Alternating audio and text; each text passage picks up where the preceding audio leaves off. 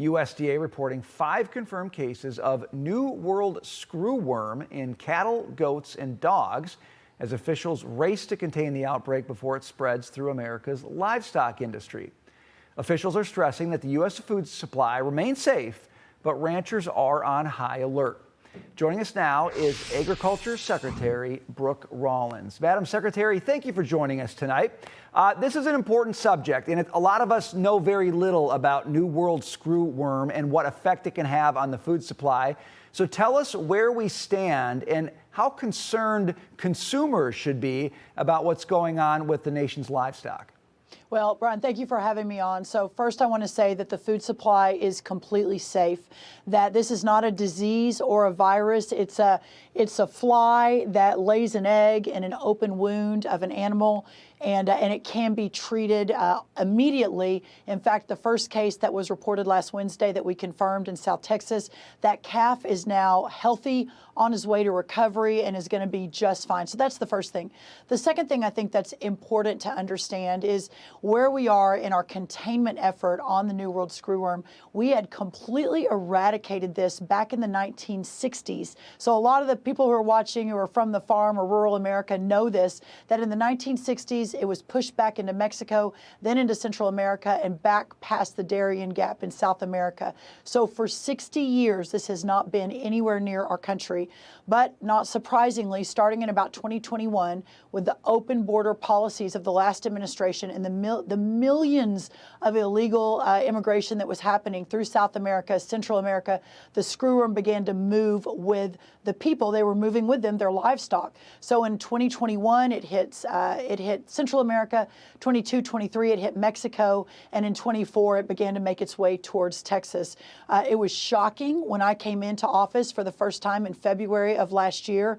The last administration had 5 full-time people working screwworm. Listen, when we found this first case confirmed last Wednesday, we have now over 100 people working full-time preparing for this moment. So at the end of the day, we will solve this with more sterile fly drops, which is a very elaborate way to fix this. They did it in the 60s. We're now bringing it back. Last year, we broke ground. We're going to be able to start pushing back and eradicating in just a couple of months. But until then, the word is food supply is safe, but for our ranchers and anyone around animals, especially in South Texas, look for any kind of wound where a fly could lay an egg. And we're there to treat it with our partners in Texas. You know, I've read about a little bit of maybe not on the same page between you and the Texas Agriculture Commissioner. And I don't really care about the soap opera or the drama of that. I just want, for cattle ranchers, for livestock owners, are you in lockstep, Texas and the national level, working in lockstep on this? Yes, I was with the Governor Abbott yesterday, the Texas Animal Health Commission. They're the leaders on the ground. It is really unfortunate, this sort of unserious ag commissioner who lost his primary after being the ag commissioner for years is now using a platform to spread misinformation. He actually said, don't report if you see it, which is truly insanity. The only way to solve for this is for the ranchers, and they are, to report it to us and let us work hand in hand with them. So thanks to the governor of Texas, the lieutenant governor, all the leadership, we are in lockstep and have all resources on the ground. I want to talk about fertilizer prices, if we can, for a second. Spiking way up in the early days of the Iran conflict. We're starting to see them come back down now, and I guess that's good news. But I'm just wondering, are we getting closer to making more of our fertilizer supply more domestic so we don't have to worry about issues overseas with respect to our farmers and their needs? You know, yes, and I think it's such an important thing to talk about. Our president, when he came down that escalator, really for the first time in generations as a Republican, talked about how we had offshored manufacturing, we had offshored pharmaceuticals, we'd offshored everything that was so important to America. But what a lot of people didn't realize is we'd also offshored so much of our agricultural inputs, and farm security is national security. If we can't feed and fuel ourselves, we will lose freedom in this country. So yes, the we brought fertilizer prices down about 40% since the Biden administration until the Iranian conflict. By the way, they're still lower than they were under the Biden years, although they did pop up.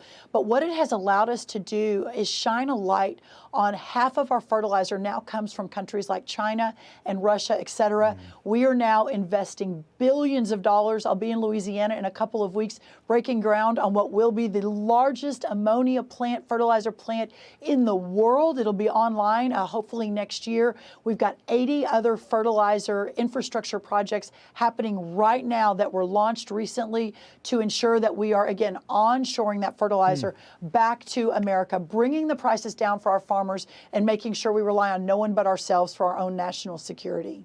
Okay, I got one last one for you here. It's the 250th birthday of America. You know, I think about Jefferson and the yeoman farmer, right? Kind of his vision of that being the basis of America. Now, that's not the reality we have, but we still have many, many important farmers in our country. And they want to think about, what does it mean to be a farmer in America 250 years into this great experiment? What's your message to them?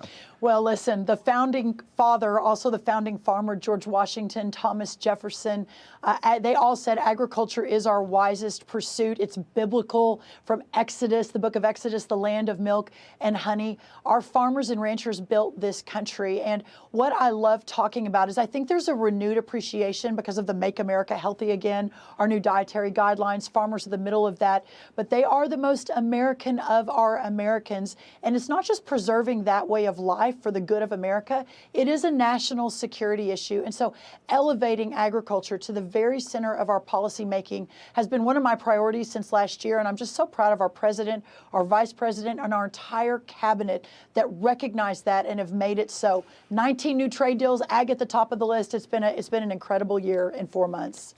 Fantastic. Ag Secretary Brooke Rollins, it is very good to see you tonight. Thanks for making time to join us. We appreciate it. You too. Thank you for having me. All right.